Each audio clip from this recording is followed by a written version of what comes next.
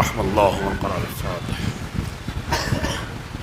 أعوذ بالله من الشيطان. بسم الله الرحمن الرحيم. الحمد لله رب العالمين الرحمن الرحيم مالك يوم الدين. إياك نعبد وإياك نستعين.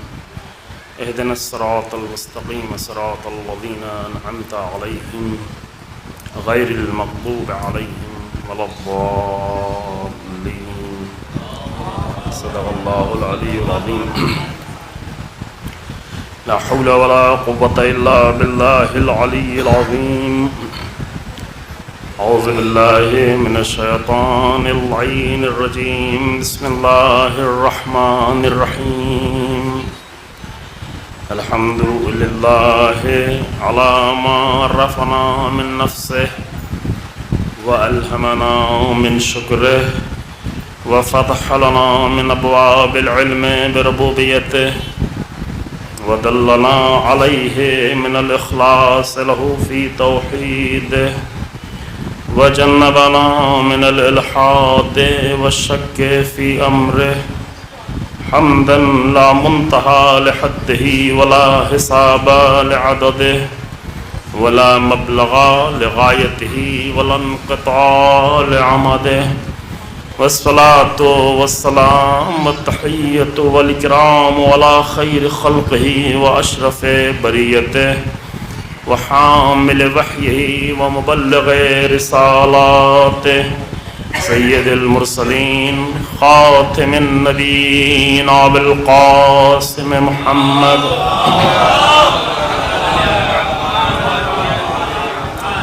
ثم الصلاة والسلام على أهل بيته الطيبين الطاهرين المعصومين المنتجبين الذين أذهب الله عنهم الرجس وطهرهم تطهيرا.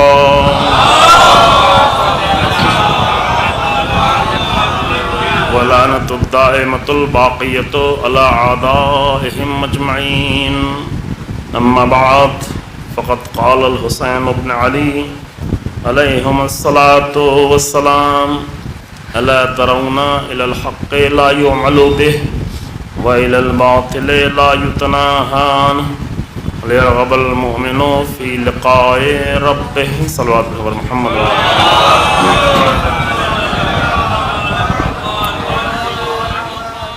سرکار سید الشہداء حضرت امام حسین علیہ السلام کے کلام کا یہ حصہ جو آپ کی خدمت میں پیش کیا جا رہا ہے، جس میں امام فرماتے ہیں کہ کیا تم دیکھتے نہیں حق کی طرف کہ اس پر عمل نہیں کیا جا رہا ہے اور باطل کی طرف کہ اس سے روکا نہیں جا رہا ہے، اور اگر حالت ایسی ہو تو راہ حق میں قربانی دے کر پروردگار کی ملاقات کی آرزو کرنا یہ مومن کا شیوا ہے۔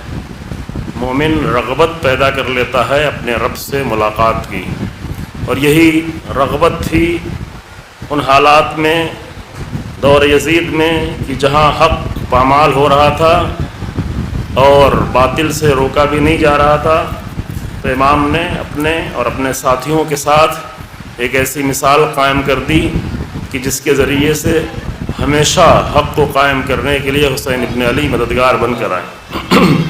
آپ کی خدمت میں عرض کیا گیا، وقت تھوڑا کم رہ گیا ہے اور آخری مرحلے میں یہ گفتگو ہے، اس لیے آپ کے سامنے پہلے پیش کیا گیا کہ معیار اللہ کے نزدیک حق ہے۔ پوری زندگی، انسان کی پوری زندگی کا معیار اور میزان وہ حق ہے۔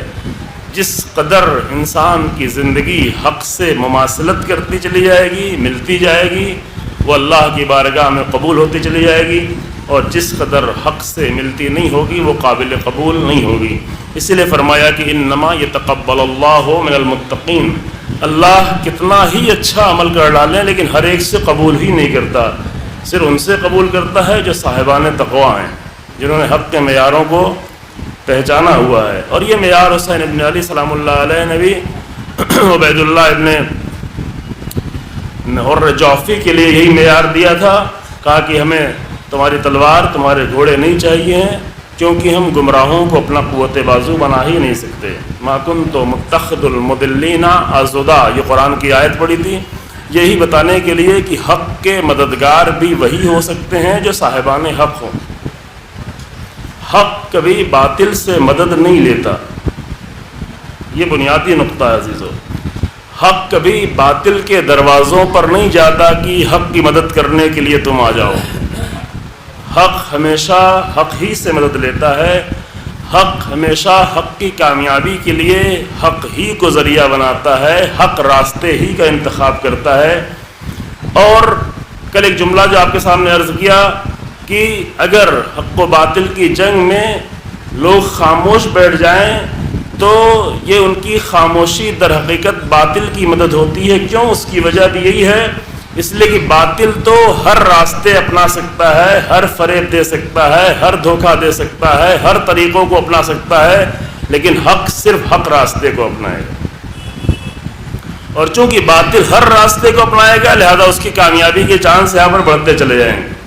اسی لیے اگر حق و باطل کی جنگ ہو، اور حق و باطل کی جنگ میں ابو کل کی بات آپ کو یاد رہے کہ 98%، چونکہ عرض کیا کہ 1% وہ ہوتے ہیں جو حق کے لیے اور اصلاح کے لیے سختیاں اٹھاتے ہیں، مشکلات میں خود کو ڈالتے ہیں، ان کا ہم و غم یہ بن جاتا ہے، ہم و غم یہ ہوتا ہے، وہی ہم و غم جو حسین ابن علی سلام اللہ علیہ کا ہم و غم تھا کہ معاشرے کی یہ حالت دیکھی نہیں جا رہی تھی، کہہ رہے تمہیں کیا ہو گیا ہے، تم دیکھتے نہیں؟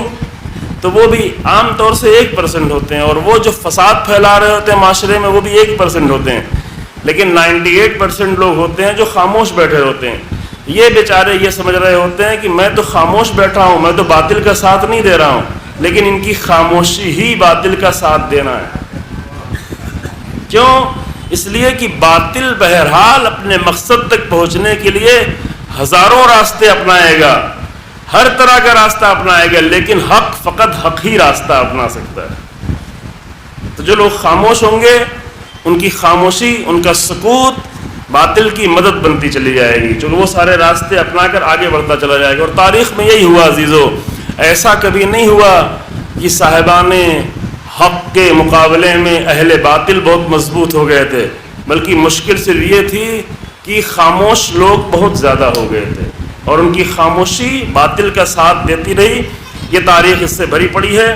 اسی لیے کل آپ کے سامنے تیسرا مرحلہ عرض کیا گیا کہ میزان اگر حق ہے، اور قرآن کہتا ہے کہ والوزن یومئذ الحق، صرف حق ہی میزان پر انسان کو آزمایا اور تولا جائے گا، تو لازم ہے پہلے مرحلے کو طے کرے کہ اگر ہمیں حق ہی کے ذریعے سے ہماری دنیا و آخرت ہے تو پہلے پہچانے کی حق ہے کیا، کہیں حق کے نام پر ہمیں دھوکہ تو نہیں دیا جا رہا ہے، کہیں باطل کو حق کا لباس تو پہنا کے نہیں پیش کیا جا رہا ہے۔ اگر یہ مرحلہ طے کر لیا انسان نے، حق کی شناخت حاصل کر لی، تو دوسرا مرحلہ یہ ہے کہ حق کے سامنے تسلیم ہو جائے۔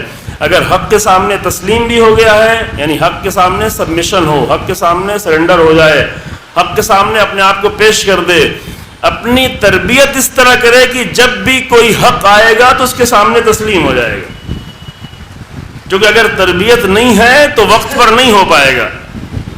اگر تربیت نہیں کی ہے تو جب وقت آئے گا تو مدینے والوں کی طرح سوچتا رہ جائے گا، مکے والوں کی طرح کچھ اور سوچتا رہ جائے گا، کوفے والوں کی طرح ڈر جائے گا، حق کی جب مدد کرنے کی باری آئے گی تو نہیں کر پائے گا۔ لہذا اتنی اپنی آپ کی تربیت کی جائے کہ جب بھی وقت پیش آئے تو بغیر بیچ میں کسی فاصلے کے حق کو پہچاننے کے فوراً بعد اس کے سامنے تسلیم ہو جائے۔ لیکن تسلیم ہونے کے بعد کیا منزل پوری ہو گئی؟ کہا نہیں، بہت ممکن ہے کہ انسان تسلیم ہو کر حق کو پہچان کر اور حق کو مان کر اپنے گھر میں بیٹھ جائے، تو گھر میں بیٹھ جانے سے حق زندہ نہیں ہوا کرتا۔ لذا قرآن کہتا ہے لو کنتم فی بیوتکم لبرز الذین کتب علیہم القتل الی مضاجعہم، اگر تم اپنے گھروں میں بیٹھے ہو تو بیٹھے رہو، کچھ ایسے لوگ ہیں کہ جن کے اوپر اللہ نے قتل ہونا لکھ دیا ہے تو وہ اپنے قدموں سے چل کر اپنے مقتل تک پہنچ جاتے ہیں۔ یہ شروع میں آیت پیش کر چکا ہوں، یہی آیت سے استفادہ کرتے ہوئے جناب زینب سلام اللہ علیہ نے اپنے خطبے میں فرمایا کہ کہا کہ تمہارے بھائی کے ساتھ کیا ہوا؟ کہ ہؤلاء قوم کتب اللہ علیہم القتل فبرزوا الی مضاجہم. کربلا والے یعنی میرے بھائی، میرے عزیز، میرے بچے، میرے بھتیجے، میرے بھانجے، یہ سب کے سب قوم، ایک ایسی قوم تھی کہ کتب اللہ علیہم القتل، اللہ نے ان کے اوپر شہید ہونا لکھ دیا تھا. تو فبرزوا الی مضاجہم، وہ اپنے قدموں سے چل کے اپنے مقتل تک آ گئے. ہم یہ سمجھتے ہیں کہ حسین ابن علی کو گھیر کے کربلا لایا گیا تھا، چونکہ ظاہر میں یہی دکھ رہا ہے کہ گھیرا گیا، مدینے سے نکلنا پڑا، مکہ چھوڑنا پڑا، کوفہ کا راستہ بدلنا پڑا. لیکن قرآن کی آیت کی نشانی میں، قرآن کی آیت کے تحت اور جناب زینب سلام اللہ علیہا کا خطبہ یہ بتا رہا ہے کہ ظاہری نگاہیں انہیں سمجھ رہی ہیں کہ گھیر کر لایا گیا، لیکن وہ اہل حق تھے کہ جن کے اوپر اللہ نے شہید ہونا لکھ دیا تھا، تو وہ خود اپنا راستہ طے کرتے کرتے مقتل تک پہنچ گئے. ظاہر میں مجبور کیے گئے تھے. یہ نقطہ اگر جو لوگ مومنین پہلے شریک ہوتے رہے ان کو یاد ہوگا، پہلے ہی سال پڑھ چکا ہوں 5 سال پہلے، کہ ظاہر میں یہ سب کچھ دکھ رہا تھا کہ ظاہر میں بیعت لی جا رہی ہے، یقیناً بیعت لی جا رہی تھی، خط آیا ہوا ہے، قتل کی دھمکی دی جا رہی ہے، مدینے کو چھوڑنا پڑ رہا ہے، مکے میں جا کے ٹھہرنا پڑ رہا ہے، پھر مکے کو چھوڑنا پڑ رہا ہے، پھر کوفے کے راستے کو انتخاب کرنا پڑا، پھر کوفے کے راستے کو ترک کرنا پڑ رہا ہے، پھر کربلا آنا پڑ رہا ہے، پھر خیمے ہٹانے پڑ رہے ہیں، فرات کا راستہ چھوڑنا پڑ رہا ہے. یہ سب کچھ ظاہر منزل تھی کہ حسین ابن علی کو گھیر کے لا کر بے آب و گیا صحرا میں پیاسا قتل کر دیا جائے. لیکن حقیقت اس کے اندر جو چھپی ہوئی تھی وہ یہ تھی کہ حسین ابن علی ساری منزلوں سے یزیدیت کو گھیرتے ہوئے کربلا میں لا کر ایک ایسی ضرب لگانا چاہتے تھے کہ جب بھی کوئی یزید سر اٹھائے تو اسے حسین کا ڈر لگا رہے. اور یہی ہوا، حقیقت یہ تھی اور یہی ہوا. یہ جناب زینب یہ کہہ رہی ہیں، تاریخ یہ کہہ رہی ہے. تاریخ اور جناب زینب کے کلام میں فرق یہ ہے کہ تاریخ صرف ظاہر کو دیکھتی ہے، جناب زینب حسین ابن علی کے ارادوں کو پڑھ رہی ہیں. جناب زینب قرآن کے آیت کے مزاج کو جانتی ہیں، اس لیے جب اہل بیت اور کربلا والوں کو بتانا چاہا کہ انہوں نے کیا کیا تو قرآن کی آیت سے آگے بتایا کہ وہ قوم تھی کہ ان کے اوپر قتل ہونا لکھا جا چکا تھا. کیونکہ حسین ابن علی مدینے سے نکلتے وقت ہی یہی کہہ کے نکلے تھے کہ اللہ شاء ان یرانی قتیلا، اللہ چاہتا ہے کہ میں مقتل تک جاؤں، میں قتل کیا جاؤں، میں قتیل بنوں. تو جناب زینب تو تاریخ کی نگاہوں کی محتاج نہیں ہیں، یہ ہم ہیں جو تاریخ کی نگاہوں پہ سر آ کے دیکھتے ہیں. لہذا ہم کربلا کے سر اسی پہلو کو دیکھتے ہیں کہ جہاں پہ گھیرا گیا، مارا گیا، قتل کیا گیا، پیاسا رکھا گیا، ذبح کیا گیا، یہ دردناک پہلو ہے. لیکن جناب زینب ایک پہلو اور دیکھ رہی ہیں اور وہ یہ ہے کہ حسین ابن علی بچپن ہی سے اس کے لیے آمادہ ہو رہے تھے کہ مجھے جا کر کربلا میں یزیدیت کو مارنا ہے اور یزیدیت کو قیامت تک کے لیے ایسی ضرب لگانی ہے. یہ ہے جناب زینب کی نگاہ کربلا کے بارے میں. اور یہ کام سرکار سید الشہداء آ کر میدان کربلا میں اپنے مختصر ساتھیوں کے ساتھ کر رہے ہیں. لہذا تیسرا مرحلہ وہ سب مل کر آ کر تیسرا مرحلہ بھی طے کر رہے ہیں اور وہ ہے حق کی حمایت کا. مدینے کے لوگ حق کے سامنے تسلیم تھے لیکن حامی نہیں تھے.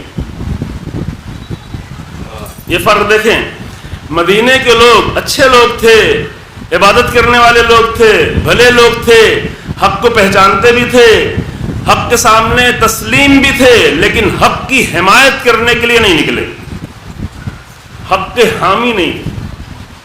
مکے کے لوگ بھی اچھے لوگ تھے، عبادتیں کر رہے تھے، نمازیں پڑھ رہے تھے، سجدے کر رہے تھے، قربانیاں دے رہے تھے، طواف کر رہے تھے، لیکن حق کے حمایت کرنے والے نہیں تھے. اسی لیے وہ جانوروں کی تو قربانی دیتے رہے لیکن اپنے بچوں کی قربانی نہیں دے پائے، چونکہ حق کی حمایت کے لیے کبھی جانوروں کی قربانی سے آگے بڑھ کر اپنی جانوں کی قربانی دینی پڑتی. یہ فرق ہے. وہ صفا و مروہ کے درمیان میں تو چکر لگاتے رہے لیکن مقتل میں چکر لگانا ان کے بس کی بات نہیں، جو کہ حق کی حمایت کے لیے مقتل میں بھی آنا پڑتا ہے، مقتل میں بھی صحیح کرنی پڑتی ہے. صفا و مروہ کی صحیح اور ہے اور خیمے سے مقتل کے درمیان کی صحیح اور ہے. وہ تسلیم ہونے کی صحیح تھی، یہ حمایت کی صحیح. حامی بن کے آئے ہیں. جب حمایت اب فرصت نہیں ہے، نمونے آپ کے سامنے ایک اشارہ کر چکے ہیں کہ حامی ہونے کے لیے ضروری نہیں ہے کہ کوئی حسین ابن علی کے مقام پر ہو تبھی حامی ہو.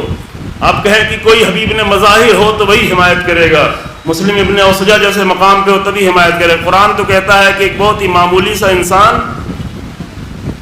نمونہ اشارہ کر چکے اس لیے جلدی سے بڑھ جانا، جو بہت ہی معمولی سا انسان جو شہر کا رہنے والا بھی نہیں تھا، نہ کسی خاندان سے تھا، نہ کسی خاص قبیلے سے تھا، من اقصى المدینہ، شہر کے باہر جو غریب و کمزور لوگ رہا کرتے ہیں، شہر کے باہری علاقوں میں. ابھی شہر کے باہری علاقوں میں کالونیاں بننے لگی ہیں، لیکن عام طور سے شہر کے باہری علاقوں میں جا کر لوگ جھوپڑ پٹیاں بناتے ہیں اور نہیں سلمس بناتے ہیں اور اس میں آ کر رہتے ہیں. کہا کہ جاء من اقصى المدینۃ رجل یسعى، یہ حمایت کا نمونہ قرآن نے پیش کیا. تسلیم کا نمونہ کل آپ کے سامنے پیش کر چکے پرسوں کہ کس طرح باطل کی حمایت کرنے والوں کے سامنے، جادوگروں کے سامنے جیسے ہی حق ظاہر ہوا سب کے سب فوراً تسلیم ہو گئے اپنی جان کی پرواہ کیے بغیر. یہ تسلیم کا نمونہ. انہوں نے یہ نہیں کہا کہ ابھی تو معلوم ہو گیا کہ موسیٰ حق ہے، ابھی اپنی جان بچائیں، گھر میں جا کر تسلیم ہو جائیں گے، بعد میں آگے موسیٰ کے سامنے اظہار کر دیں گا. نہیں، وہیں پر ہونا ہے، اسی مقام پر ہونا ہے. اب یہ قرآن حمایت کا نمونہ پیش کر رہا ہے. کہا کہ پوری قوم انبیاء پہ لعن و طعن کر رہی تھی، کہا قتل کر دیں گے، مار دیں گے، رجم کر دیں گے. رجم کرنا یعنی کیا؟ یعنی اتنے پتھر ماریں گے کہ پتھر مار مار کے تمہیں ختم کر دیں گے. کون ہیں یہ؟ قرآن کی طرف سے، اللہ کی طرف سے بھیجے ہوئے انبیاء ہیں. پہلے 2 کو بھیجا، جب 2 کی بات نہیں مانی تو فعززنا بثالث، تیسرے کو ان کی تقویت کے لیے بھیجا. ان سب نے آگے کہا کہ انا مرسلون، ہم بھیجے ہوئے ہیں، ہم اللہ کے نبی ہیں. انہوں نے کہا کہ نہیں، تم لوگ تو آ کر نحوست پھیلا رہے، انا تطیرنا بکم. اب جا کے سورہ یاسین میں دیکھیں، تم نحوست پھیلا رہے ہو. کہ نحوست کیا ہے؟ کہ تمہاری باتیں مانیں گے تو ہمارا بزنس نہیں چلے گا، تمہاری باتیں مانیں گے تو ہمارا بازار نہیں چلے گا. تم تو کہتے ہو کہ حق کرو، تم تو ایسا کرو، تم تو کہتے ہو کہ جھوٹ نہیں بولو، تم تو کہتے ہو کہ ربا خواری نہ کرو، تم تو کہتے ہو سود خواری نہ کرو. کیا تمہاری وجہ سے بڑی نحوست ہو جائے گی، پورا بازار ہمارا خراب ہو جائے گا، پورا ہماری اکنامی چوپٹ ہو جائے گی؟ تو انبیاء نے جواب میں کیا کہا؟ بل طائرکم معکم، نحوست تمہارے عمل کی وجہ سے ہے، میری وجہ سے نہیں ہے. نحوستیں تمہارے عمل کی وجہ سے. پھر ان کی ایک گفتگو ہوتی رہی، آخر میں انہوں نے کہا کہ اگر آپ مانتے ہیں تو مان جائیں، اگر نہیں مانتے تو ہم تم کو رجم کر دیں گے. رجم یعنی پتھر مار مار کے ہم تمہیں مار ڈالیں گے. یہ حق باتیں کہنا چھوڑ دیں. لوگوں نے اب پوری قوم میں ایسے لوگ تھے جو جانتے تھے کہ انبیاء سچ کہہ رہے ہیں.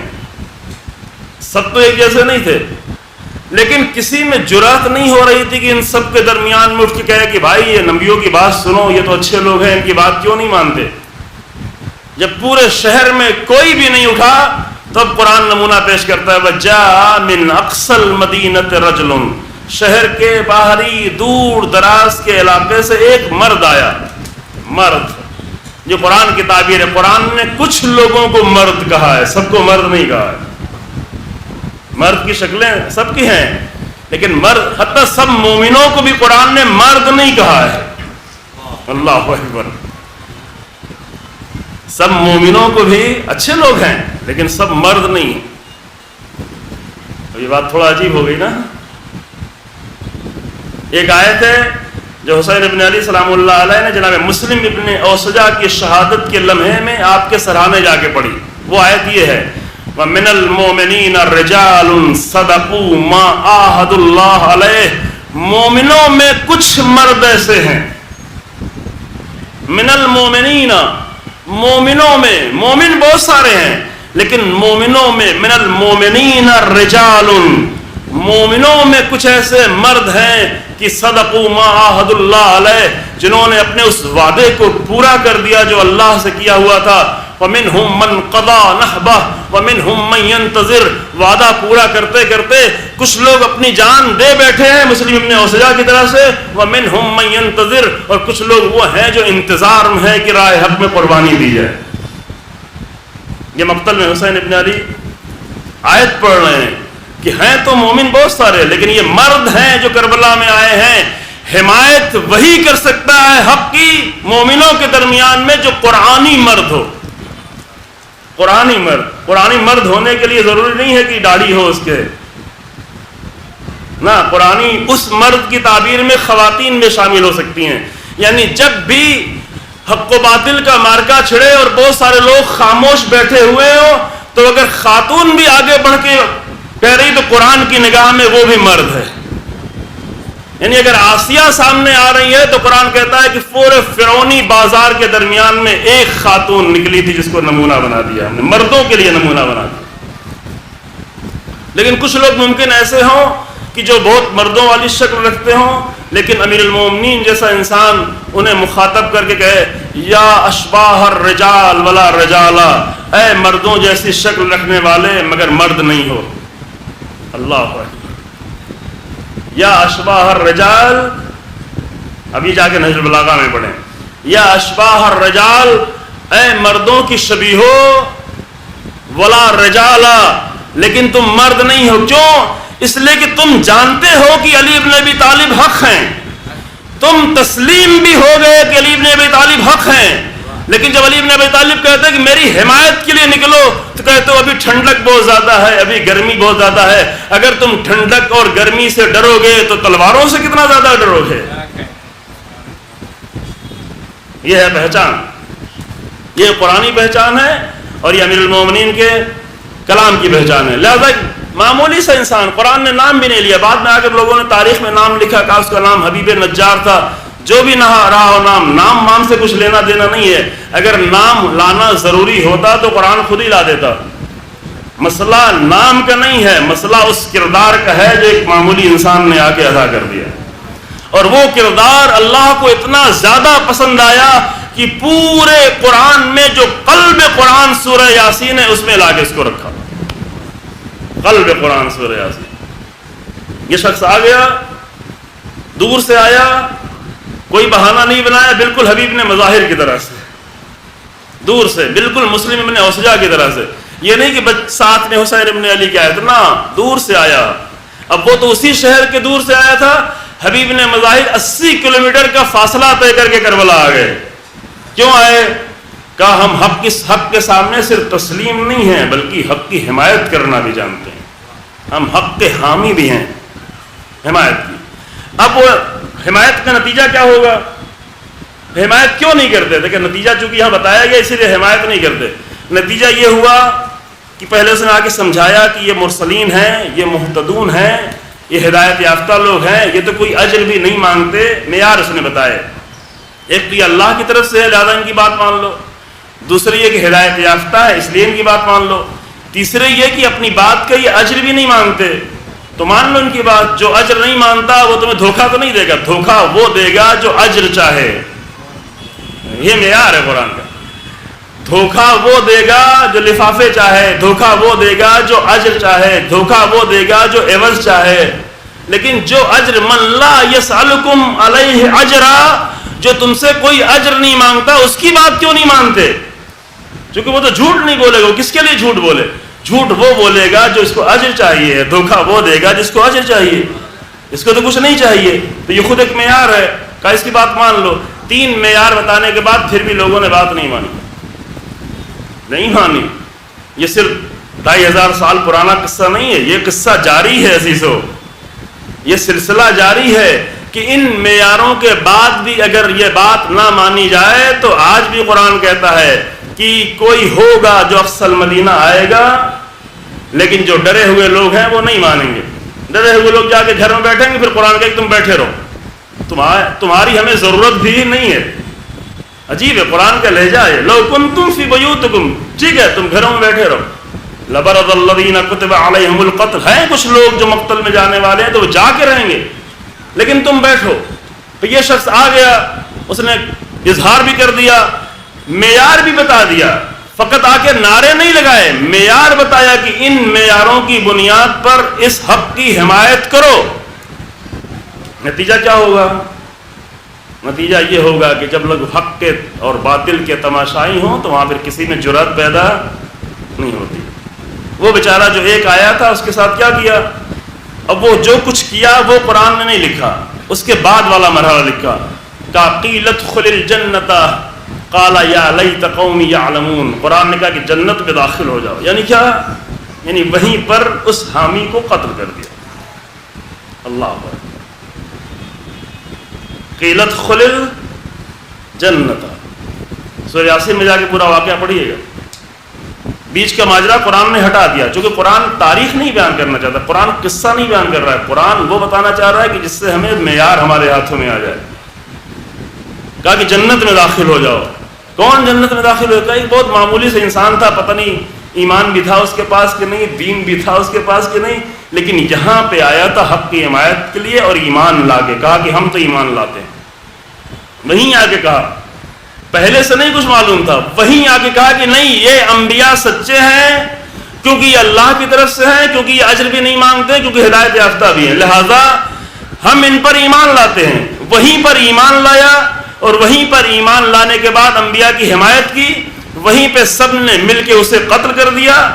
وہیں پر پھر قرآن کی آیت نازل ہو رہی ہے کہ قیل ادخل الجنۃ، جنت میں داخل ہو جاؤ. پھر جب جنت میں داخل ہو جاؤ تو یہ کیا کہے؟ اگر ہمارے جیسا انسان ہوتا تو کہتا کہ پروردگار میں جنت میں نہیں جاؤں گا جب تک کہ ان کو تو جہنم میں نہیں ڈالے گا. یہ ہم لوگوں کا ہے نا.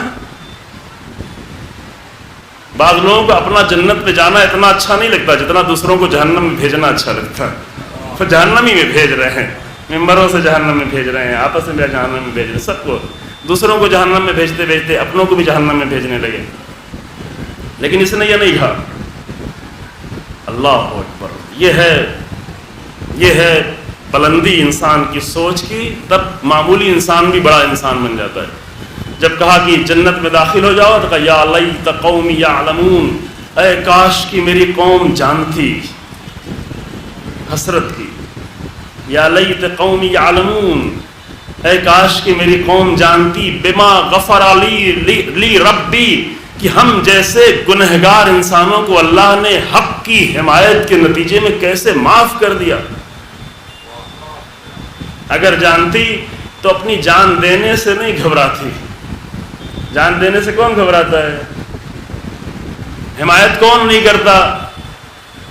کیوں کوفے کے لوگ حمایت کرنے کے لیے نہیں آئے؟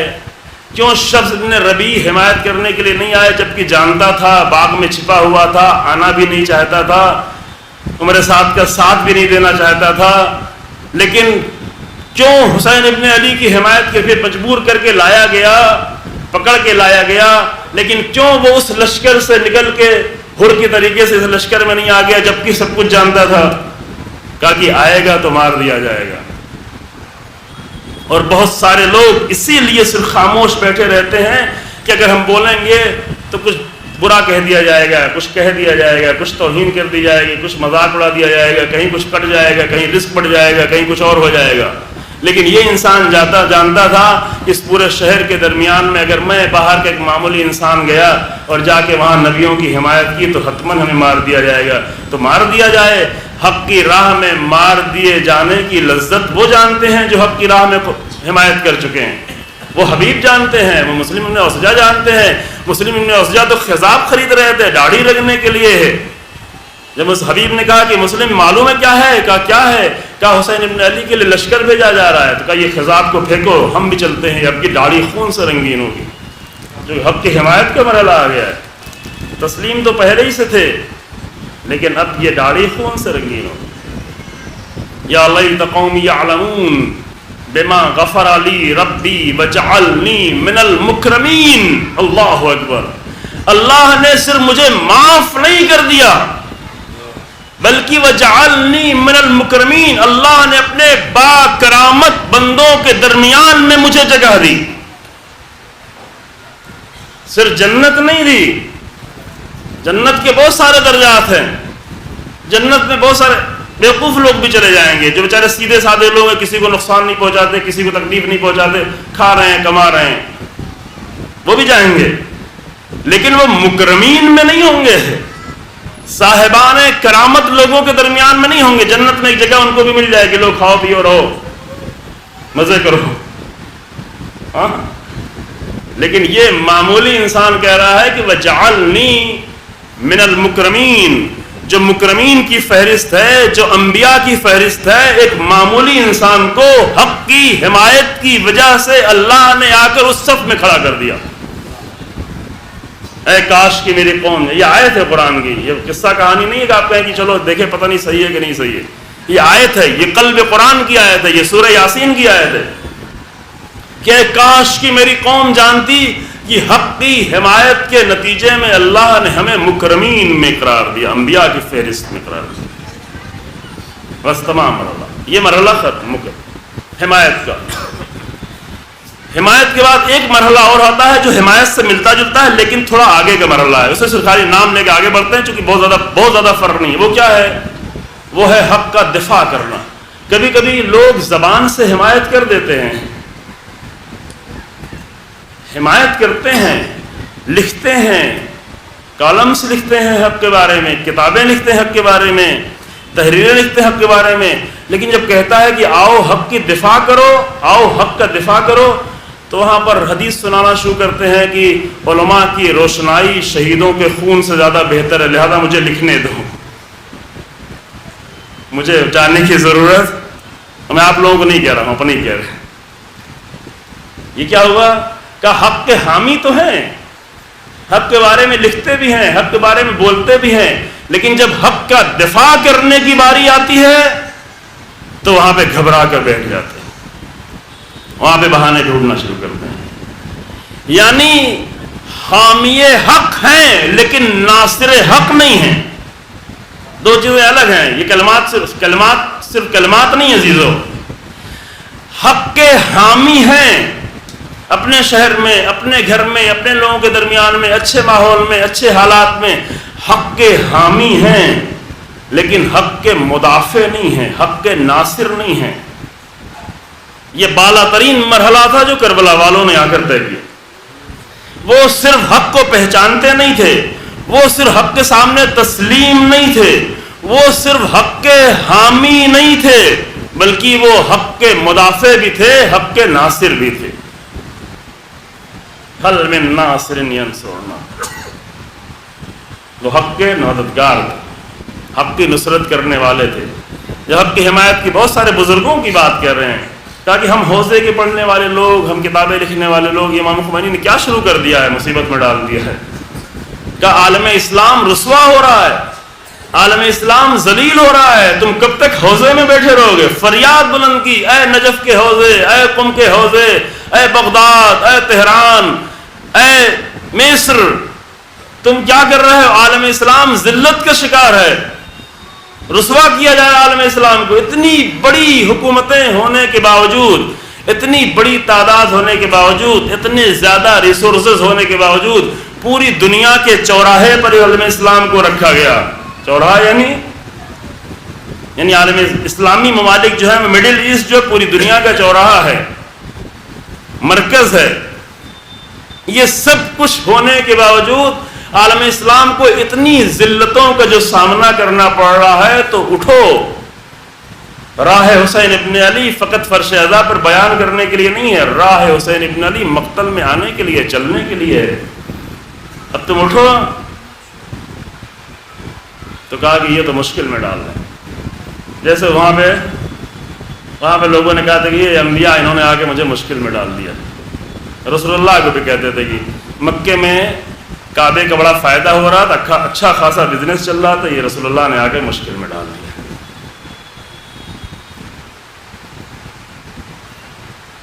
اور حسین ابن علی پر بھی یہی الزام لگایا جا رہا تھا، ٹھیک تو ہے، حکومت تو ہے، یزید تو ہے، حکومت تو چل رہی ہے، یہ بیچ میں کیوں اٹھ رہے ہیں؟ نام ہی دیا گیا اللہ اکبر، فرزند رسول اللہ کو جو نام، جو لقب دیا گیا ان ظالموں کی طرف سے، وہ باغی کا لقب دیا گیا۔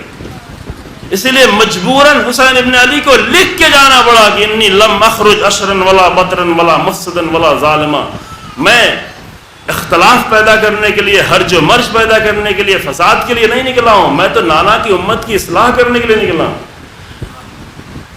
اب کوئی الگ سے بات کی جائے گا، یہ بات نہ کریں کیونکہ اختلاف ہو جائے گا۔ اختلاف اچھی چیز نہیں ہے، لیکن اگر اختلاف حق و باطل کے درمیان میں ہو تو وہ لازم ہے، ورنہ حق کو باطل بنا دیا جائے گا۔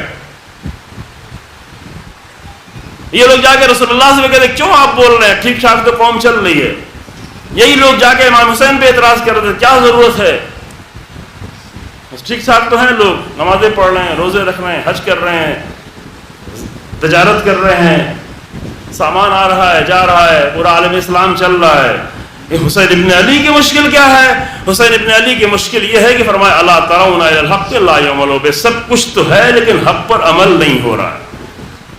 یہ ہے حسین ابن علی کی مشکل، اور اس عمل نہ ہونے کی بنیاد پر رسوائیاں ہیں، ذلتیں ہیں، اسلام تباہ ہو جائے گا، اسلام رسوا ہو جائے گا۔ بس یہ فرق ہوا، یہی فرق ہے عزیزو، یہی بنیادی فرق ہے۔ کہا کہ حسین ابن علی شدت پسند ہیں، شدت پسند ہیں، ایک لقب ہے جو آیا ہے کہاں سے، جو یورپ کی دنیا سے آیا ہوا ہے۔ کیا شدت پسند ہیں؟ کہ شدت پسندی کیا ہے؟ یعنی ایکسٹریمسٹ ہیں، ایکسٹریم حالت میں ہیں۔ یہ الزامات دیے گئے، کیوں؟ اس لیے سب لوگ تو اپنے بھلے کام کر رہے ہیں، مل جل کے چل رہے ہیں، آواز میں آوازیں ملا رہے ہیں، اور حسین ابن علی الگ سے آواز بلند کر رہے ہیں، اور آواز صرف آواز نہیں بلند کر رہے ہیں، بچوں کو لے کے جا رہے ہیں، عورتوں کو لے کے جا رہے ہیں، جان دینے کے لیے جا رہے ہیں۔ اور ہم لوگ کون ہیں؟ ہم تو بڑے ماڈریٹ لوگ ہیں، ہم بڑے ماڈریٹ لوگ بیٹھے ہوئے ہیں کوفے میں۔ ایک تعریف یہ ہے کہ اسے منع کیا کہ یہ تعریفیں نہیں کریں، کہ اگر یہ یورپ سے لی ہوئی تعریف کی جائے گی، یورپ میں ہی کہا گیا، وہ لوگ جو دین کی باتیں کر، یہ لوگ جو ہے ایکسٹریمسٹ لوگ ہیں، ہم ماڈریٹ لوگ ہیں۔ نہیں، جو جس کو کرنا ہو کرنے دو، باطل باطل ہو، حق حق ہو، امر بالمعروف معروف معروف ہو، منکر منکر ہو۔ لیکن امام حسین کہتے ہیں نہیں، ہم تو نکلے ہیں آمر بالمعروف وانہی عن المنکر۔ امام حسین کے نزدیک فرق کرتا ہے، اگر منکر پھیلا ہوا ہے تو پھر حسین ابن علی خاموش نہیں بیٹھ سکتے، اگر باطل سے روکا نہیں جا رہا ہے تو حسین ابن علی خاموش نہیں بیٹھ سکتے۔ یہاں پر کیا ہے؟ یہاں پر قوت ہے، یہاں پر شدت ہے، شدت ہے۔ قرآن رسول اللہ کے بارے میں کہتا ہے کہ محمد رسول اللہ والذین معہ اشداء علی الکفار، رسول اللہ سب سے زیادہ شدید ہیں، لیکن کس کے لیے؟ حق کے لیے۔ ہاں، کسی کو برا بھلا نہ کہیں، زبان کی شدت اچھی نہیں ہے، زبان کے اعتبار سے کسی کو گالیاں دیں، کسی کو برا بھلا کریں، کسی کی توہین کریں، یہ شدت بری ہے، لیکن حق کے لیے عمل میں اگر شدت ہو تو یہ انبیاء کا طریقہ رہا ہے۔ انبیاء کے طریقے آج بڑے ہی اچھے بھلے لوگ آگے کہتے ہیں نا یہ شدت پسندی ہے۔ ہاں، اگر کسی کی بد زبانی کو کہا جائے شدت پسندی، وہ اچھا ہے، کیونکہ بد زبانی اچھی چیز نہیں، لیکن اگر عمل میں شدت ہے تو جب تک عمل میں شدت نہیں ہوگی تب تک باطل سے لڑا ہی نہیں جا سکتا۔ ماڈریٹ رہ کر باطل کو نہیں روکا جا سکتا، صرف خالی تماشا دیکھا جا سکتا ہے۔ کوفے کے لوگ بڑے ماڈریٹ، اتفاق سے یہی جملے اپنے لیے استعمال کرتے تھے، ہم کلچرڈ لوگ ہیں، ہم خاص لوگ ہیں، ہم بڑے لوگ ہیں، ہم فوجی لوگ ہیں، ہم فوجی چھاونی میں رہنے والے لوگ ہیں، ہم نے ایران جیتا ہے، ہم نے روم جیتا ہے، بڑی بڑی شان ہماری ہے۔ اصل کوفے کے بہت سارے لوگ حسین ابن علی کو صرف اس لیے بلا رہے تھے کہ حاکم شام کے آنے کے بعد کوفے میں ان کی حیثیت کم ہو گئی تھی، چونکہ دارالحکومت بدل گیا تھا، کیپٹل چینج ہو گیا تھا۔ پہلے کوفہ کیپٹل تھا امیر المومنین کی حکومت میں، اب سیریا اور شام کو بنا دیا گیا۔ کہا کہ حسین ابن علی آپ آئیں تاکہ کیپٹل پلٹ کے آئے، تاکہ میری ویلیو پھر بڑھ جائے۔ حسین ابن علی کی بیعت امام سمجھ کے نہیں کر رہے تھے، اپنی ویلیو کو بڑھانے کے لیے، کہ پہلے میری ویلیو زیادہ تھی، ہم کوفے کے لوگ تھے، پڑھے لکھے لوگ تھے، مہذب لوگ تھے، اب ہمیں مارا جا رہا ہے، قتل کیا جا رہا ہے، لوٹا جا رہا ہے، زندانوں میں رکھا جا رہا ہے، آپ آئیں، آپ کی ہم بیعت کرنے کو تیار ہے تاکہ ہماری کھوئی ہوئی حیثیت پھر دوبارہ پلٹ جائے۔ ایک وجہ، صرف یہی تنہا وجہ نہیں جس کی بحث کی جا چکی، کئی وجوہات تھی، اس میں ایک اہم وجہ یہ بھی تھی کہ بہت سارے لوگوں نے اس لیے خط لکھا تھا، نہ حسین ابن علی کی محبت تھی، نہ حسین ابن علی کو امام مانتے تھے، نہ خلیفہ مانتے تھے، کچھ نہیں مانتے تھے، فقط یہ کہ آپ آ جائیں گے تو کوفے کی حیثیت دوبارہ پلٹ جائے گی، کیونکہ ہم خاص لوگ ہیں۔ تو یہ خاص لوگ، ان کا کام کیا تھا؟ ان کا کام یہ تھا فقط تماشا دیکھ، تماشا۔ جناب مسلم کی تنہائی کا تماشا دیکھ لیا۔ کتنے دن بعد؟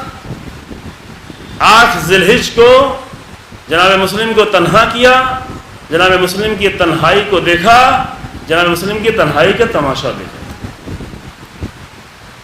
اور اس پہ شرمندہ نہیں ہوئے تو اس کے 1 مہینہ 4 دن بعد پھر انہوں نے علی و فاطمہ کی بیٹیوں کی بے پردگی کا بھی تماشا دیکھا.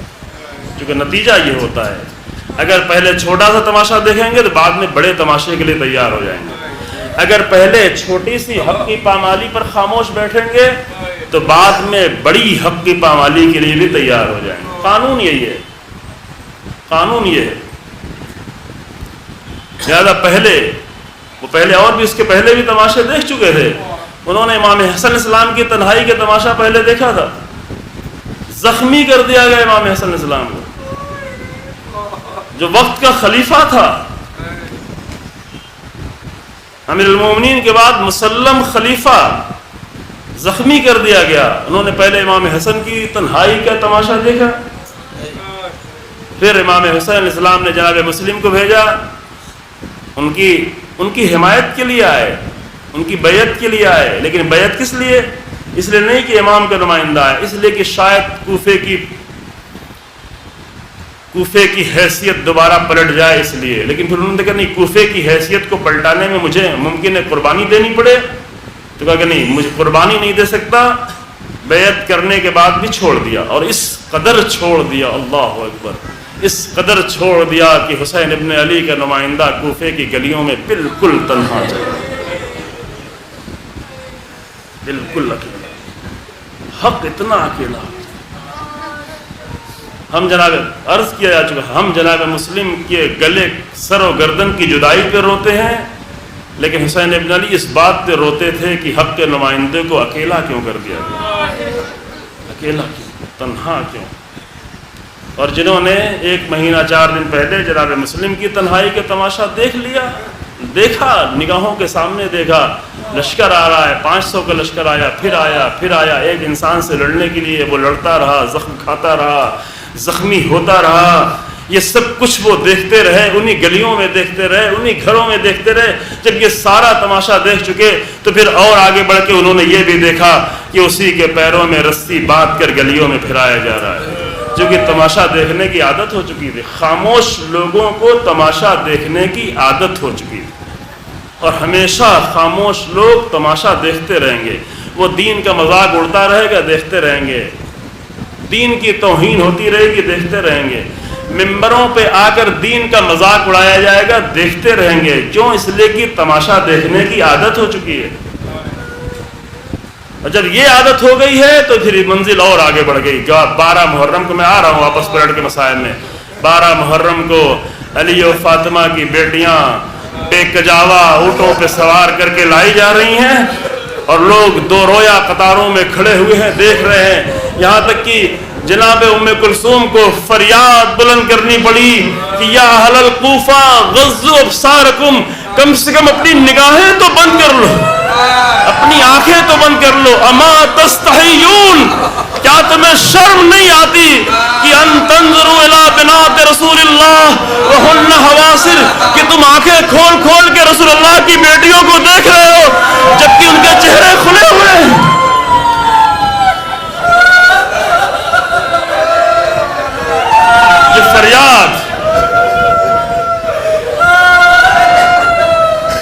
یہ فریاد بلند کرنی پڑی علی کی بیٹی کو. کوفے کے بازار میں ان کے درمیان میں وہ کہ جو حق کو جانتے بھی تھے، تسلیم بھی تھے، لیکن حق کی حمایت کرنے والے نہیں تھے، حق کا تماشا دیکھنے والے تھے. تو اتنے تماشے وہ دیکھ چکے تھے.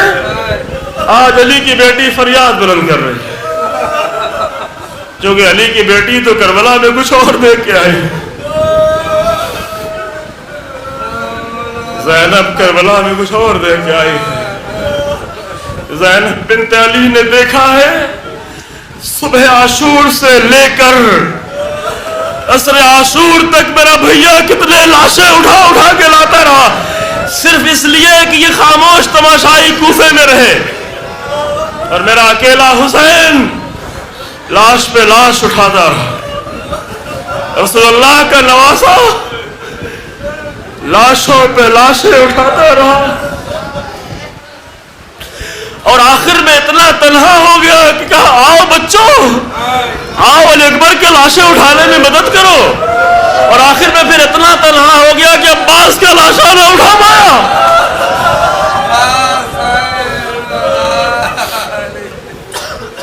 इस कदर तन्हा हो गए हुसैन।